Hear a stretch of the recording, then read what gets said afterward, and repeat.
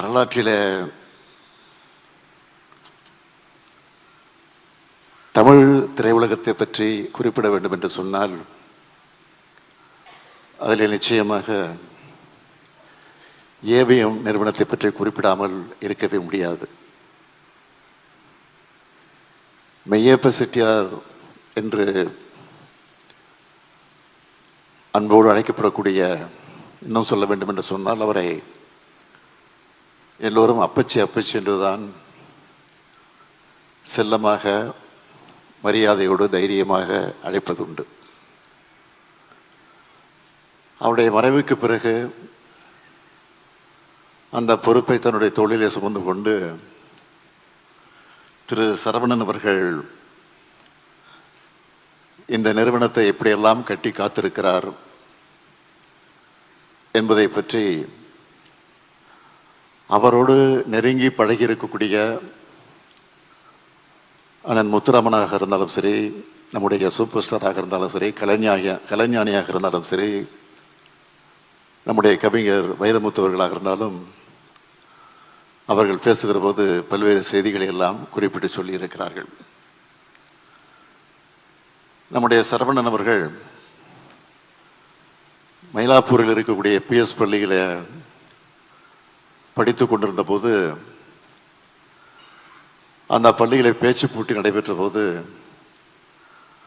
அந்த பேச்சு போட்டியில் அவர் கலந்து கொண்டு முதலில் பரிசும் பெற்றிருக்கிறார். எதற்காக அந்த பரிசை பெற்றார் என்று சொன்னால், முதலில் அவர் கலந்து கொண்டு பேச்சு போட்டியிலே பராசக்தி வசனத்தை பேசித்தான் அந்த பேச்சு போட்டியிலே வெற்றி பெற்று அந்த பரிசையும் பெற்றிருக்கிறார். 1967ஆம் ஆண்டு அறிஞர் அண்ணா அவர்கள் முதலமைச்சராக பொறுப்பேற்றிருந்த போது, அப்பொழுது சென்னையில் அரசின் சார்பில் 2வது உலக தமிழ் மாநாடு நடைபெற்றது. அந்த உலக தமிழ் மாநாடு நடைபெற்று கொண்டிருக்கிற போது திரு மெய்யப்ப செட்டியார் அவர்கள் ஏவிஎம் ஸ்டுடியோவில் ஒரு விருந்துக்கு ஏற்பாடு செய்திருந்தார். அந்த விருந்துக்கு தலைவர் கலைஞர் அவர்கள், பேரறிஞர் அண்ணா அவர்கள், பல்வேறு அமைச்சர் மக்கள் எல்லாம் அந்த நிகழ்ச்சிக்கு அழைக்கப்பட்டிருந்தார்கள். அப்பொழுது ஏவிஎம் ஸ்டுடியோவில் காத்திருந்த கிருஷ்ணன் பஞ்ச் அவர்கள் நம்முடைய சரவணன் அவர்களை தலைவர் கலைஞரிடத்தில் அப்பொழுதுதான் அறிமுகப்படுத்தி வைத்திருக்கிறார். அதற்கு பிறகு பல்வேறு நிகழ்ச்சிகள் நடைபெற்றிருக்கிறது. 1972 ஹலோ மெட்ராஸ் என்கிற மாத இதழை அவர் பொறுப்பேற்று நடத்திய நேரத்தில் அந்த முதல் இதழை தலைவர் கலைஞர் அவர்கள் தான் தொடங்கி வைத்திருக்கிறார்கள். இன்னும் சொல்ல வேண்டும் என்று சொன்னால், 1975ஆம் ஆண்டு ஏவிஎம் ஸ்டுடியோவில் தொழிலாளர்கள் ஸ்ட்ரைக் நடந்திருக்கிறது, வேலை நிறுத்தம் நடந்திருக்கிறது. அந்த வேலை நிறுத்தம் நடைபெற்ற போது தலைவர் கலைஞர் அவர்கள் தான் அதில் முழுமையாக ஈடுபட்டு பேச்சுவார்த்தை நடத்தி ஒரு சுமூகமான முடிவை ஏற்படுத்தி தந்திருக்கிறார்கள். அதேபோல் ஏவிஎம்னுடைய பொன்விழா நடைபெற்ற போது தலைவர் கலைஞர் அவர்கள் அந்த விழாவிலே பங்கேற்றது உரையாற்றியது மட்டுமல்ல, 190 கேடயங்கள் மேடையில் நின்று கொண்டே அங்கே இருக்கக்கூடியவர்களுக்கு அந்த கேடயங்கள் எல்லாம் கலைஞர் அவர்களே தன்னுடைய கரங்களால் வழங்கியிருக்கிறார்கள். ஏவிஎம் செட்டியாருடைய 100ஆண்டு விழா தொடக்கத்தில் இன்றைக்கு நீங்கள் பார்க்கலாம், ஃபிலிம் சேம்பரில் அவருடைய திருவுருவச் சிலை இருக்கிறது.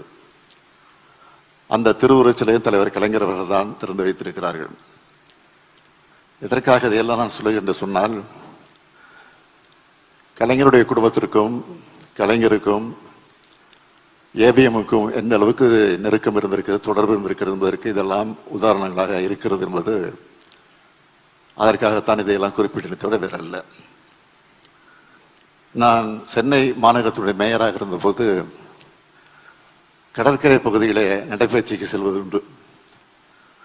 அப்பொழுது நம்முடைய சரவணன் அவர்களும் அவருடைய நண்பர்களோடு அங்கே நடைபயிற்சிக்கு வருவார்கள். நான் அடிக்கடி அவரை சந்தித்து பேசுவது உண்டு. சென்னையெல்லாம் எப்படி இருக்கிறது, எப்படி அதை டெவலப் பண்ணணும் அப்படின்லாம் எனக்கு அறிவுரைகள்லாம் சொல்லியிருக்கிறார்.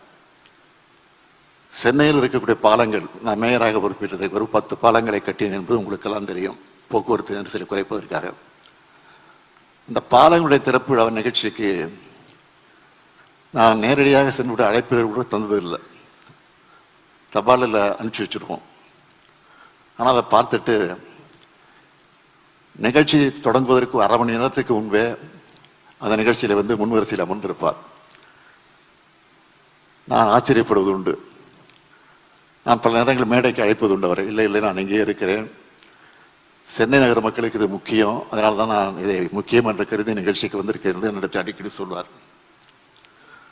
அது மட்டும் இல்லை, நான் மேயராக பொறுப்பேற்றிருந்த போது மாநகராட்சியில் படித்துக் கொண்டிருக்கக்கூடிய பள்ளி மாணவர்களை எல்லாம் விமானத்தில் திருப்பதி வரை அழைத்து செல்வதற்காக ஒரு ஏற்பாடு செய்யப்பட்டிருந்தது.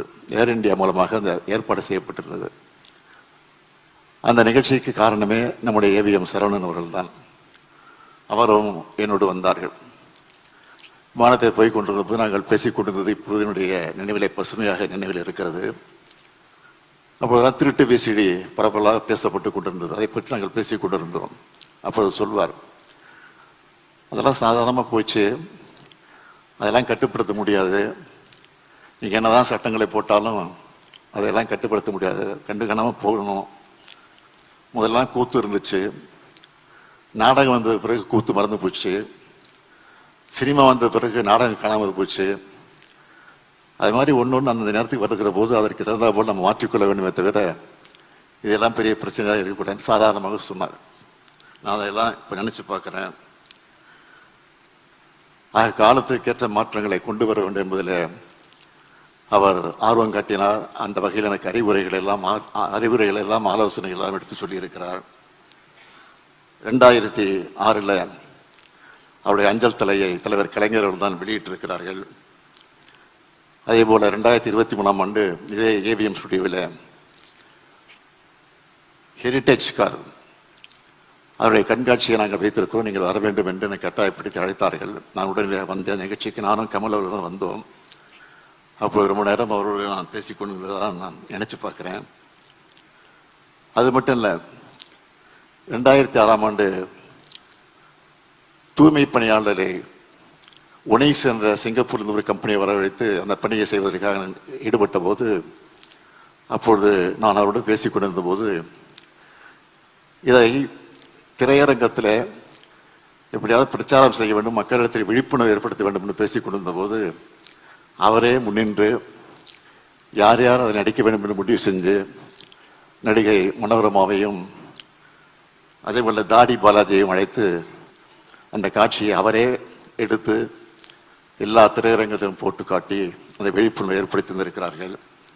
மக்கும் குப்பை மக்காத குப்பை என்பதை விழிப்புணர்வோடு மக்களுக்கு எடுத்து சொல்லக்கூடிய அந்த பணியை நிறைவேற்றி தந்ததாக நினைச்சு பார்க்குறேன்.